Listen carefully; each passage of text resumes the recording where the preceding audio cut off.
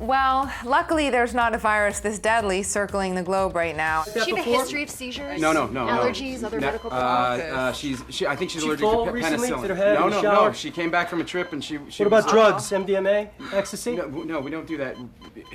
When you went through this movie in the process of spending so much time focusing in on germs and what can happen and all of that, did you change your everyday interactions? How did you change your dealings with everyday interactions? Not really, you know. I'm pretty fast and loose with my germs. I mean, I think we you know, no, I appreciate the immunities. You know what I mean? And I want my kids to have them too.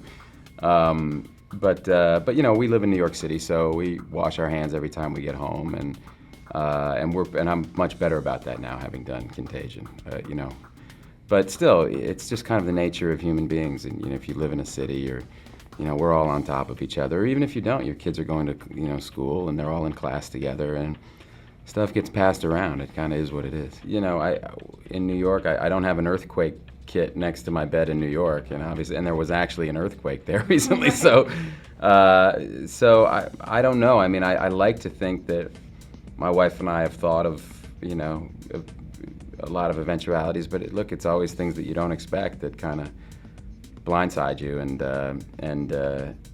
can kind of expose how unprepared you are for stuff. So we have a novel virus with a mortality rate in the low 20s, no treatment protocol, and no vaccine at this time. That is correct.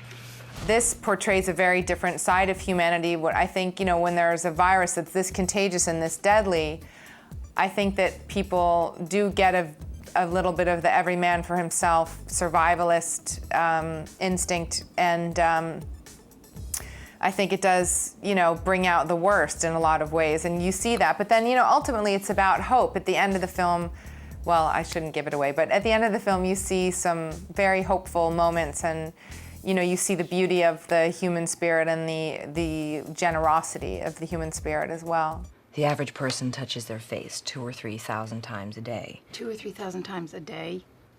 3 to 5 times every waking minute.